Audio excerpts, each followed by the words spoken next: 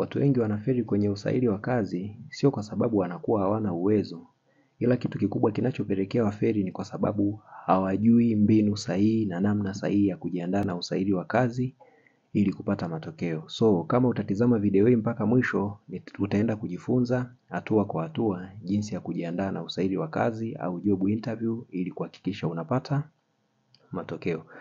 Baada ya kuwasaidia watu zaidi ya 7 katika maandalizi yao ya interview za kazi, niligundua hatua 3 unazotakiwa kuzifuata ili kuhakikisha unajiandaa vizuri kwenye interview yako ya kazi ili upate matokeo.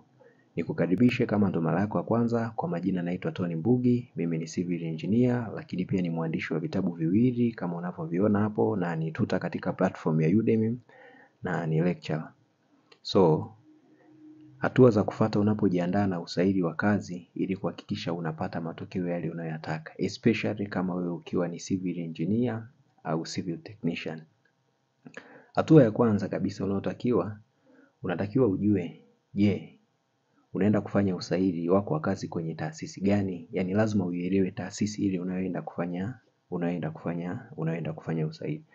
Actually taasisi zimegawanyika katika makundi matatu. Either unaweza kuwa unafanya usaili katika government institution, nikiwa na maana kwa zile taasisi za serikali ambazo zinajihusisha na majukumu mengine ya kijamii kama RUWASA, National Irrigation Commission, TBA, TAMESA, TARURA, TANROADS. Au unaweza kuwa unaenda kufanya usaili kwenye taasisi ambayo ni academic institution, taasisi zile za kiserikali lakini zinazojihusisha na mambo ya academics zaidi au mambo ya kielimu zaidi. Inaweza ikawa kama ni vyuo vikuu, vyuo vya kati, VETA na taasisi nyingine ambazo ziko kwenye kada hiyo. Au unaweza kuwa unaenda kufanya usaili kwenye tunasema private companies ambayo inaweza ikawa ni consultants au contractor. Obviously hii ndo base inayotengeneza msingi mkubwa wa usaili, kwa sababu taasisi unayoenda kuifanyia usaili ndo inayotengeneza base ya mambo mengine yote yanayoendelea huko mbele. Chukulia mfano wewe ni civil engineer, umeomba kazi kwa mfano labda TARURA. Wewe ni holder wa bachelor in civil engineering. Lakini pia wewe kwa mfano ukiwa unaenda kufanya interview TARURA, hamwezi mkafanana na yule ambaye ni civil engineer mwenzako ambaye ni holder wa bachelor in civil engineering anaenda kufanya usaili kwenye academic institution ya let's say labda UDSM obvious, au labda anaenda kufanya kwenye private company. Hata kama ukiwa ni wewe umeattend interview hizi sehemu 3 tofauti, lazima utakuja kugundua kwamba kuna utofauti mkubwa sana. Kwa sababu gani? Kwa sababu kila taasisi ina kitu chake inachotaka kukipata kwa yule mtu, ina base yake, ina vitu ambavyo inatamani kuviassess au inatamani kuvipata kutoka kwa yule mtu wanayetaka wamuajiri. Kwa hatua ya kwanza unatakiwa uelewe taasisi gani unayoenda kufanya nini? Unayoenda kufanya usaili. Either ni government institution au ni academic institution au ni private companies. Kwa sababu ukielewa hii vizuri ndo inakupa base, ndo inatengeneza base ya vitu vingine vyote vinavyofuata kule mbele. Kwa sababu hii ndo hatua ya kwanza ambayo inakueleza kwamba kwenye hii taasisi wanacho value hasa, core value yao ni nini? Majukumu yao hasa ya kiutendaji ya taasisi ni nini? Na wanataka mtu aje fill gap gani? Sawa? Alafu hatua ya pili unatakiwa kujua, utafanya usaili upi kwenye hiyo taasisi?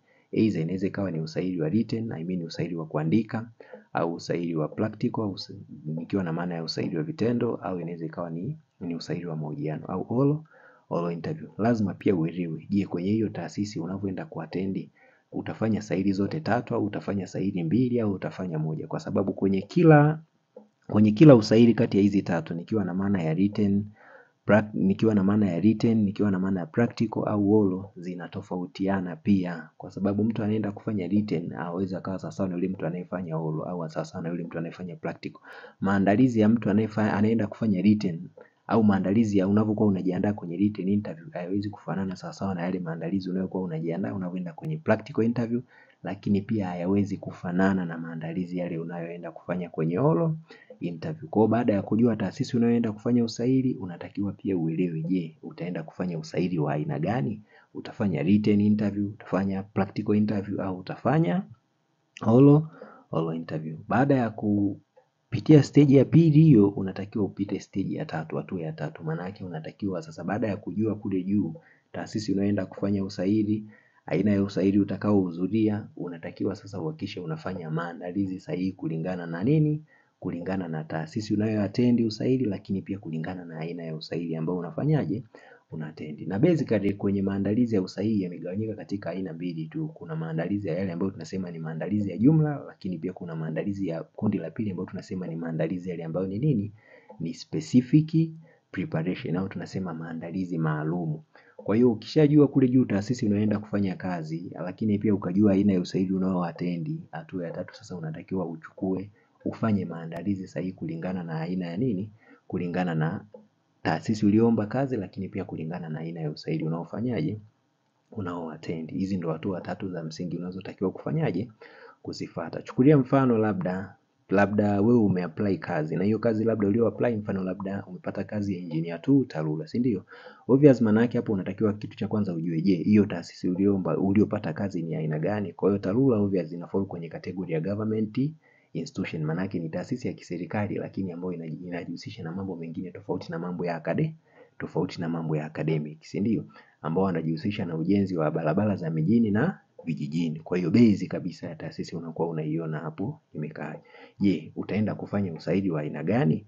Maana yake kama itakuwa ni written, basi maana yake unatakiwa ujue kama ni written, maana yake taasisi itakuwa ni TARURA na aina ya usaili labda ambao nitaattend labda itakuwa ni written.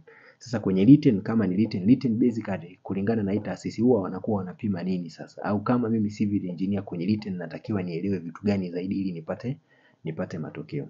Sasa ili upate matokeo hapo, maana yake unatakiwa ufanye kitu kinaitwa general preparation interview. Kwa nini general preparation interview? Basically hii ndo aina ya maandalizi ambayo yanafiti kwenye aina hiyo ya usaili, lakini pia kwenye taasisi hiyo, ili kuhakikisha unapata nini? Unapata matokeo. Kwa basically hizi ndo stage tatu au hatua tatu unazotakiwa kuzifuata unapojiandaa na nini? Unapojiandaa na usaili, ili kuhakikisha unapata matokeo. Naamini umejifunza kitu ndani ya video hii. Kwa hiyo usiache kutazama video nyingine ambazo ziko hapo chini unazoziona hapo, kama hiyo epuka makosa kipindi cha interview, lakini pia kuna video nyingine jinsi ya kujitambulisha kwenye usaili wa mahojiano, lakini pia kuna video nyingine inaonyesha siri unazotakiwa kuzifuata ili kisha unapata matokeo kwenye usaili wako wa kazi. Lakini pia kama utatamani kufanya kazi na mimi nikusaidie na kukuelekeza hatua kwa hatua na kukushika mkono kuhakikisha unapata matokeo, basi hakikisha unabofya kwenye linki hapa unayoiona hapa, lakini pia linki hiyo iko kwenye description, lakini pia na linki za video nyingine hizi nimekuweka kwenye description hapo chini. Nikutakia wakati mwema. Chao.